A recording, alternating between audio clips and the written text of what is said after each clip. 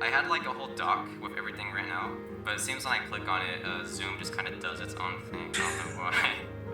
Like, as soon as I opened it, it minimized your thing, so it's just like recording the dock, and that's the last thing I need. Alright, so the first thing that I was kind of curious about is, what's your history with Esk8?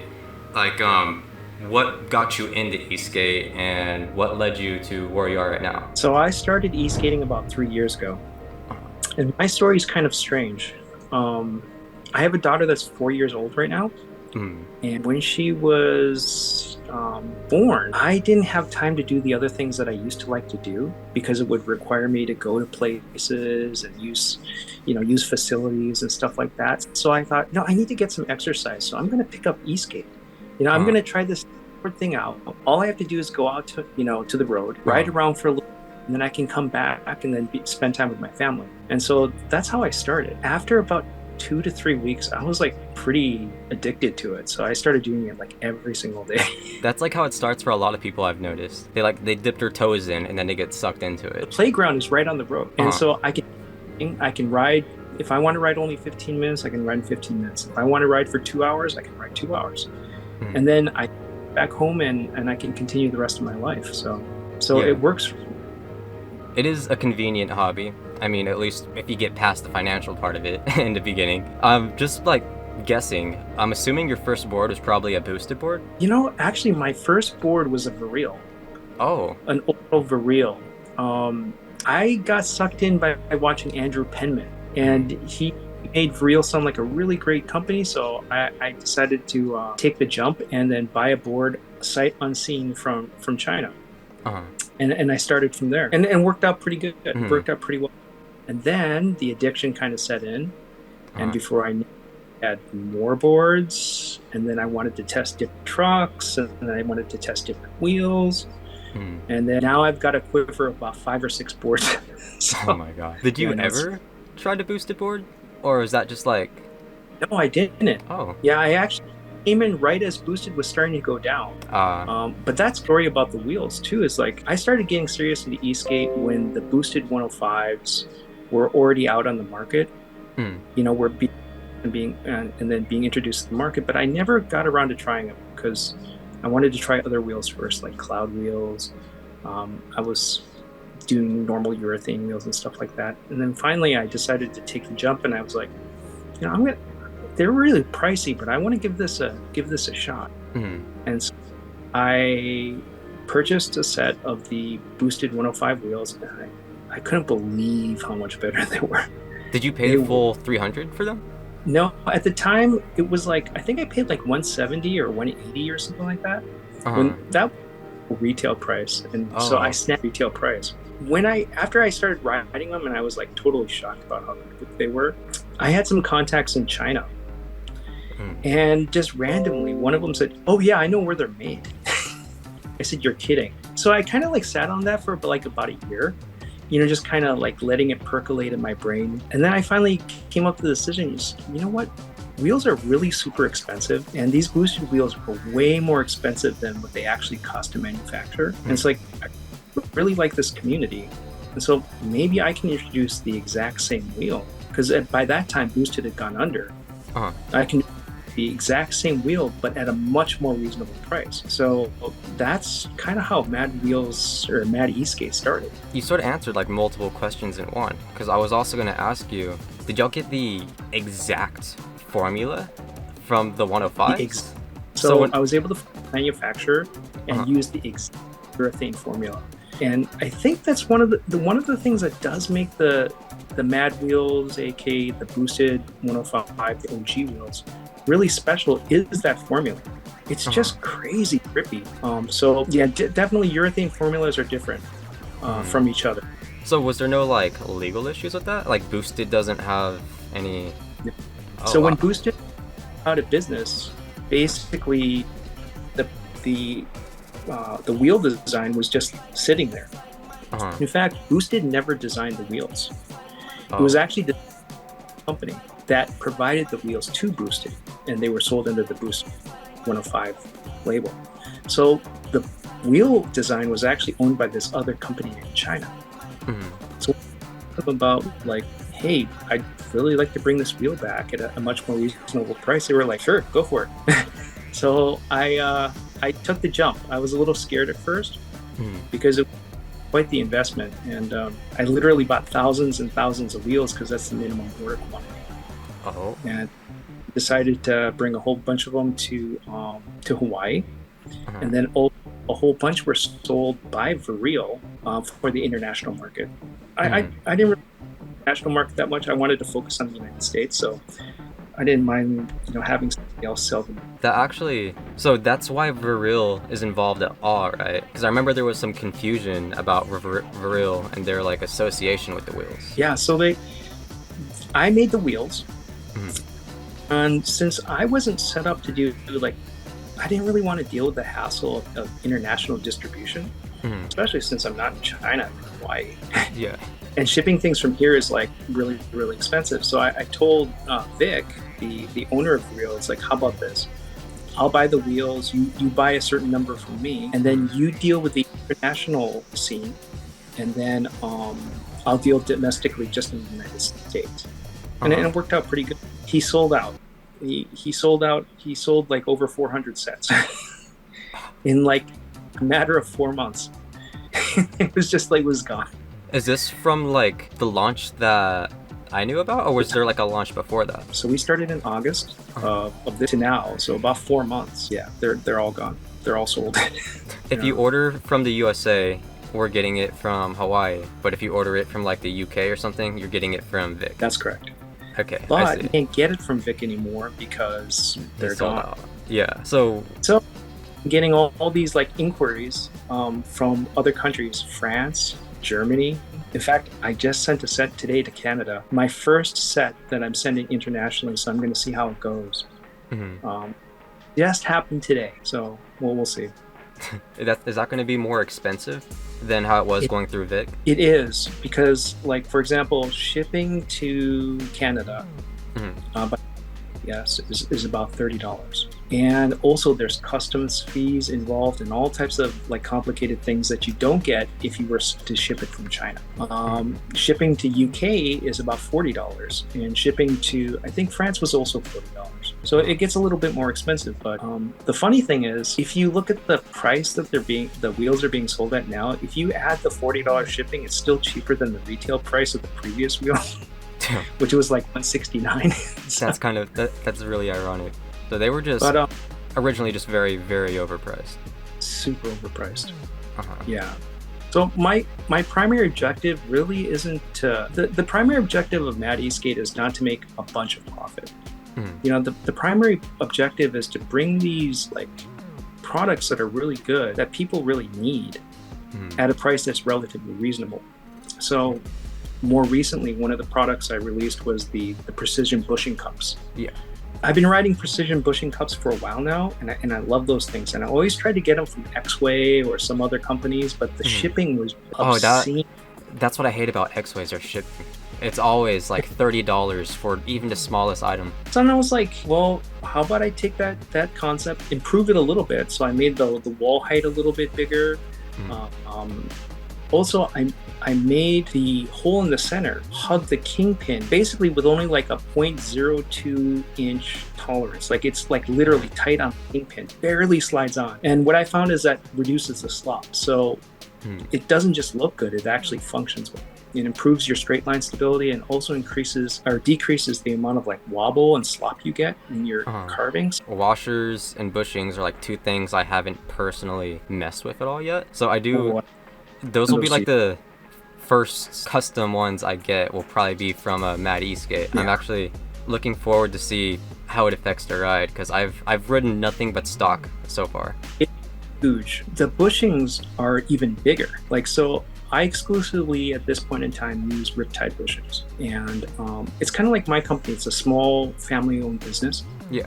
And those bushings are amazing. So if you try them like first separately and then you try them in combination with the cups, you're gonna feel a pretty dramatic difference. Yeah, I'm definitely gonna... that'll probably be my next exact setup then. I'll definitely try that. Quickly going back to the wheels, I've barely ridden them for the first time think like a week and a half ago, 2 weeks ago, because of like the whole complicated Exway situation. And since we're like on the topic of like other products you're making, do you think there's any chance that you might start producing different pulleys that will directly support Exway boards, so people don't have to like, I don't, there's two ways to get them right now. I think Momentum Boards has them, and if you go to Exway route, you're gonna wait like a month, $30 shipping. No, that's a good point, because just in the last like month, a whole bunch of emails asking about like pulleys that are compatible with the Exway boards. So I mean, obviously popular. So I'm definitely gonna have to look into that. Now, Momentum has them, but I think their tooth count is a little bit wonky. Oh, really? Like, one customer like emailed me yesterday and was saying like they have a 43 tooth count or something like that. I saw a review of that, but I messaged them directly and they told me 44. So I don't know if it's like confusion with the reviews, or he may have miscounted or done something. But still, 44, especially with the higher strength boards, that's a little bit over geared. So it's going to be super torquey. Like for example, test board, one of my test boards, the Meeple Voyager, 30 tooth works really, really well with 105s, because those motors and the ESC is putting out like 70 amps. It's insane. If you start going to 40, 44 tooth, you're over geared. So you're going to have like violent takeoff. Just make sure, because you glitched out. You said 36T, right? Yeah, 36 tooth is, you know, younger boards now, like the Exway Pro, Atlas Pro, the Meeple Voyager, the Meeple Hurricane, 36 tooth for 105 millimeter wheel is good. But now the more you got me thinking now that might be a really nice product to carry, because there are so many Exway people out there. The one problem I've had with pulleys, and the reason that it took me so long to bring plastic pulleys to my website, and the reason why I was using boardnamic pulleys before, is because not all pulleys are made the same, and they don't fit the holes in Kegel wheels as precisely. And what happens is, if the pins are a little bit too small and they start to wiggle, that's when you start to get elongation of the holes, and you start to get slop and all types of things. It just gets worse over time. That's kind of worrying. It is. So if you have pulleys like boardnamic pulleys I'm selling that are really, really snug and secure, then you're not going to get any of that type of like hole elongation or weird like play development and stuff like that. That's definitely something I don't want to do to customers, because that is the stuff when you in your wheels. That's something really, I'm still scared about, because like the Exway, like they're really small, and that's why I didn't get them at first, was because like I saw the boardnamics and it's really long, and then like you look at the Exway ones and they're like really, really short, and that's why like I strayed away from them at first. So that's it too. And I don't know why companies do this. They think like, oh, let's make pins that are like only half or a quarter of the length of the Kegel holes. It's like, you want them to be pretty long, so they go almost all the way to the end. So you get really good interface. If you're only using like a quarter of the surface area in that hole, you are definitely going to develop slop. Anything where the fit is not like really optimal, I try to stay clear of. And that's one of the reasons, even on my website, I say like that the Mad wheels are not compatible with the Onsra Kegel pulleys, because the Onsras have this slight taper. So the pin, or the actual pins have a slight taper, and so I know that only part of the pin is making good contact with the core, and then the rest of it's just kind of floating in there. So that is going to definitely create some problems, you know, in the long term as far as fit is concerned. I haven't seen those personally. Would you say, going off memory, would you say they're like the same as the Exways in terms of like length, or shorter? No, they're actually like normal length Kegel pulley. Like the pins are long, but instead of being straight rods, they're slightly cone shaped. Oh, okay, I understand. So they're at the very end than they are at the base. So when you put the pulley, actually only making contact with the base of the pins, and not the entire length of the actual pin going into the Kegel hole. So when you put in the plastic pulleys that I was able to purchase, you feel contact from the very beginning all the way as you push the pin into the holes. It's just a much better fit. And if I'm going to sell something to the community, I don't want people to develop problems later down the road. Yeah, I really wish I could use these. I was looking forward. You could see we tried to take the bearing out and put in like a different bearing that fit the Exway board, can't even put the bearing back in. I don't know if you can see that. Oh. The bearing is like permanently popped out, but that makes me more sad about these. You know, the thing is, if you have a bearing press, or you even like put it onto a board and then like tighten the nut, I bet you it'll push. My friend kind of went psycho trying to get it back in. He like tried hammering it, everything, and that probably is like really bad for the pulley itself. But really bad for the bearing. Bearing, yeah. I have So right now he's on the normal Atlas, and he has the Exway pulleys, and I'm on the Atlas Pro. I don't have the pulleys yet, but I just ordered a set from Boardnamics just to see if they'd work. The one thing I do like about the Boardnamics pulleys, in fact, I referred one customer to to Momentum. One of the things I find really cool is that they're 3D printed. So, you know, when you think about it, if you can 3D print a pulley, that's pretty. Is that not like, you don't think those would be more prone to defects or getting damaged? You know, I don't know, but because my knowledge of 3D printing is really limited. But you have a good quality print, I suspect it's going to work just fine. The nice thing about printing too is, like, if there are changes you want to make, or like differences or modifications, it's easier to do that versus like with a normal pulley, because with a normal pulley you actually have to make a cast, like a die, and that costs big bucks. Like I can tell you right now, a mold for a wheel is between about $6,000 and $10,000 just to make a mold. You know, so plastic parts are similar. You have to make this like basically like a solid mold, so it can cost thousands of dollars just to do that. Whereas 3D printing, you can just print as you need instead of having to have like 3,000 units on hand. Yeah, and then you can just modify the 3D file or whatever, like as much as you need. Another reason I was skeptical about the Exway ones was the Boardnamics are metal, while Exways is like, I don't know if it's plastic, but I guess it doesn't really affect it no matter what material you use, huh? Surprisingly, so I've done some pretty extensive testing, and I have a network of riders that I send a lot of parts to,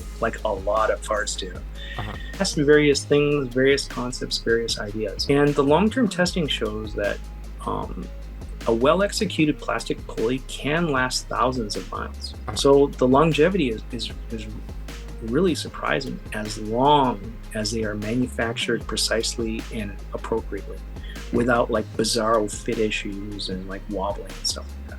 Yeah, plastic is pretty good. Metal, yeah, it's probably a little bit better. So, because the way those pins fit, those Boardnamic pins into those wheels, it's super secure. They're not going anywhere. That makes me more sad about this. I was gonna put them on my Wago board, but I didn't want to go through the whole belt thing again with measuring, so I kind of just waited for the Exway. And now I'm still waiting. It's been like 4 months. Exway made it pretty much impossible for at least all the early adopters of the wheels. It's kind of saddening. Wow. Okay, so that makes me want to think even harder about that, making Exway pulleys. That would be nice. It's like to have like a set of pulleys that fits normal DKPs and maybe some TKPs, and then maybe a pulley that fits Exway. This one was something I actually asked Kevin, and Kevin kind of got into it. He like scratched the surface of it, but he told me I should ask you. So whenever you think of grip, you think of tread. Like in a car, if your tread starts to run down, do you have to either rotate your wheels or just straight up get new wheels? So how does a wheel with literally no tread at all achieve that kind of grip? That is a good question. Now, I'm not a mechanical engineer. There is something I've also been thinking about. Originally, I used to think that surface area was the kind of the magic thing. That the surface area that was in contact with the road was what allowed you to have amazing grip.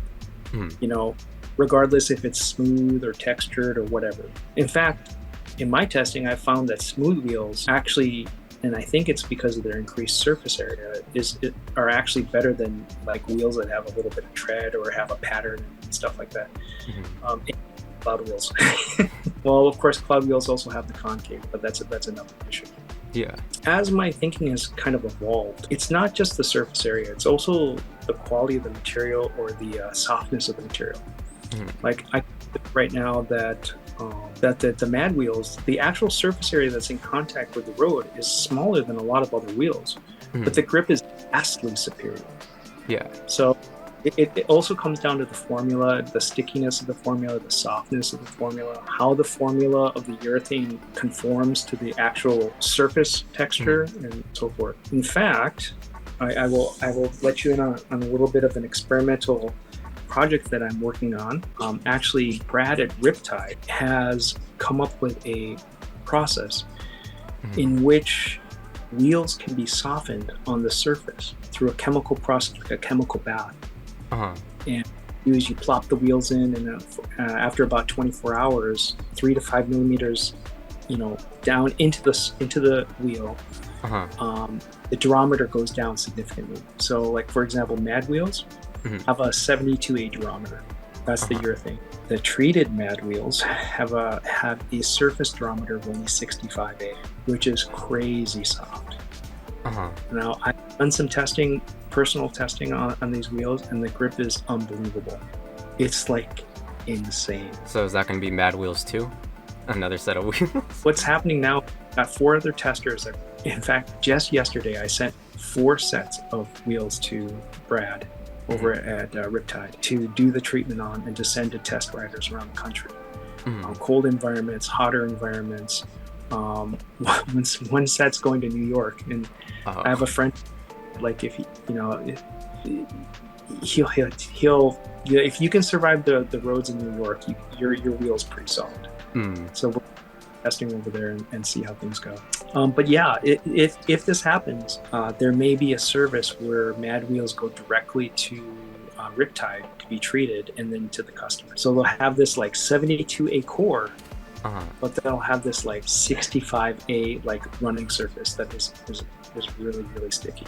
Now, we haven't had any chunking issues or any problems with like the wheels breaking so far, and I've only put a couple hundred miles on mine.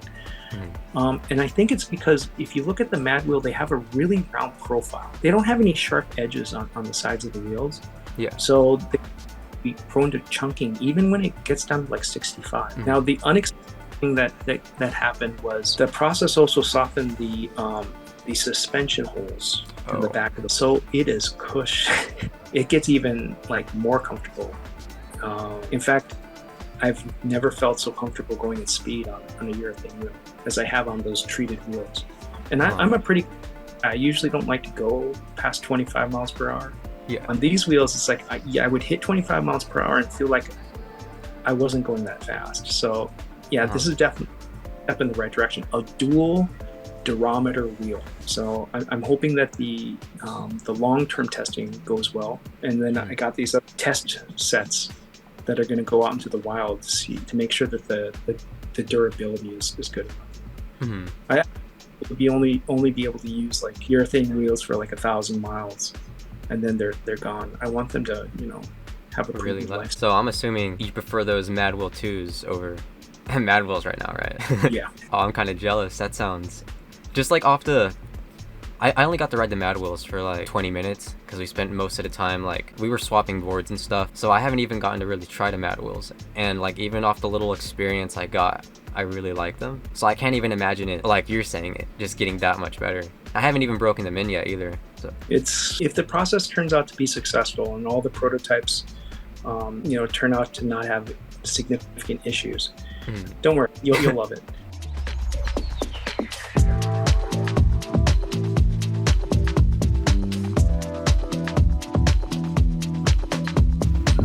I'm definitely working on a second generation. Right now, I can tell I'm pretty transparent with everything I work on.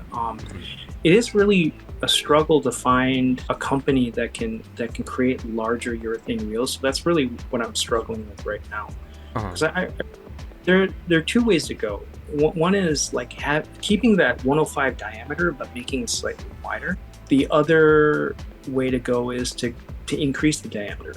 And so when you increase the diameter, let's say to 115, 120, 125, that's where a lot of companies actually don't have the manufacturing capability to make wheels that size. So that's what I'm struggling. I've tried domestically, it hasn't, in the United States, and it hasn't worked. So I'm still searching overseas. So I'll keep you updated on that. I'm sure you've already considered it, but just throwing it out there, maybe iCloud or not iCloud. I Wonder, Cloudwell? Yeah. I'll use a different company than I wanted. and it really comes down to like the type of urethane formulation. Like I've ridden cloud wheels extensively. I've had 3 sets. Their urethane is kind of hard. It's not only the durometer but the formula, and that's what makes the Mad wheels also kind of unique. Is like is the formula itself. So there are different physical characteristics to urethane that some companies can do and some companies cannot. Kind of like with the momentum wheels. Like I like those guys. I'm making more of a consumer product. They're making like they're really pushing the envelope, but their formulation for their actual compounds that they use, you know, are very, very advanced, and some wheel manufacturers just can't do that. So when I find the right manufacturer and I'm confident, then the second generation can come out. So I'm hoping next summer. Got you. I do have one request for it though. That Yeah, like sure. please release a purple version. I love having purple wheels. Oh, actually, I might have something for you. Uh-oh. There may be a white version coming out Of the current Mad wheels? and the reason why is because a ton of people have reached out to me that they say they want to dye their wheels. So if you make a set that's white, then you can make any color you want. You know what I mean? So you can make it purple, make it blue, you can make it pink, and now you've got basically like cloud wheels. Right? That's kind of their claim to fame, is all the colors, right? But so yeah, the white urethane would probably make a pretty good like kind of like wheel to do that too. Even the white alone would look pretty cool, honestly. But I would definitely get that. Yeah, purple. You could make some really nice purple wheels out of that. That's like for example, Cloud Wheel just like released new colors for their rovers, and I do like the rovers, but there was no purple, so I didn't get any. That's like I just wish there was more purple wheels out there, honestly. But I didn't even know you could dye it. I thought that might affect like the you can dye. Like a lot of people have done it, and so there's tutorials out there on how to do it, and honestly, I have no problems with it. You know, I'm not super like, oh, I'm not going to warranty it or something like that. Well, yeah, if you dye it in acid and the wheel dissolves, yeah, that won't be warranted. If it's truly just the urethane, you know, breaks down or something, fine. That's no problem. I'll definitely replace that. Go for it. You know, I don't want to stifle like people's creativity. I think that's actually really, really good for Esk8. So, you know, if you want to be creative, go for it. It won't affect the warranty for a Mad wheel. Nice, got that on record too. Oh, so you know, I'm sure you're familiar with Esk8 Unity, right? Oh yeah, Fred. Yeah. He told me to ask you, who's the best Mad Wheels shredder? Fred. I expected that. In fact, Nathan is shredding ability. Then I'm going to let you in on secret. He's one of the testers for the the treated wheels. I basically. When you said New York, I kind of assumed that. I just didn't say it. A friend of mine named Don Juan. But you know, Don Juan is like, he's like the bruiser of the testers. Like he can break anything. That guy can like break stuff. But when it comes to like who's going to test the pure, you know, the grip of a wheel, yeah, that's so. And that's so the durability testing is going to be handled by Don Juan. The grip testing and, you know, getting that feedback from a person that really carves hard on urethane wheels, that's going to be Fred. That for sure is. Engine, I was like, hey, I'm sending you wheels. Oh, okay. Like, yeah, so he was on my short list of shredders. Yeah, so I didn't have like a bunch of questions. I guess I went for quality over quantity. Do you have like anything else you'd like to say about the Mad Wheels? Like maybe any behind the scenes or secrets or just anything cool to share about them? No, I think as far as the Mad Wheels, I think we pretty much covered everything. I say like one more time, you know, the mission of Esk8 is to just bring these products that people like, where there's gaps in Esk8, and bring them at a reason. That's really what I'm trying to do. For me, fun and helping the community than it is about like trying to make like a bunch of money, which you should probably be in something else if you want to make a bunch of money. Yeah. One thing is I will be at Esk8 Con, and I'm bringing a couple of my riders with me. So I'll definitely be there. So I hope to see you there too. Yeah, I already got my tickets. I'm gonna I'm gonna be racing, but okay. Yeah, I'll see you there. Are you gonna bring any prototypes? It's in March, right? So yeah, it might be a little bit early, but I'll bring a lot of stuff like shirts, hats, wheels. Are you gonna have like your own vendor? Yeah, I'm actually gonna have my own like space. Nice. People will be able to buy wheels there, right? Actually, I'm thinking about bringing maybe like 10 sets or something like that. So. Oh no, you're gonna sell out. I think more than that. 20. Yeah. I have a friend I'm bringing along, and he has some things he's been wanting to order, but he's just waiting for Esk8 Con, so he doesn't have to wait for shipping. Which, I mean, it's 4 months away, kind of defeats the point of not waiting, but he's waiting to buy everything in person. So I know if there's wheels there in person, he'll definitely be buying. So he wants to save $10 on shipping. I guess so, yeah. Over the span of 4 months. When wheels were only $105. Yeah, he should have gotten them. He procrastinates too much. He misses out. Oh, that's okay. Well, for your friend, there may be a special pricing for Esk8 Con, so we'll see. Alright, okay. I'll let him know.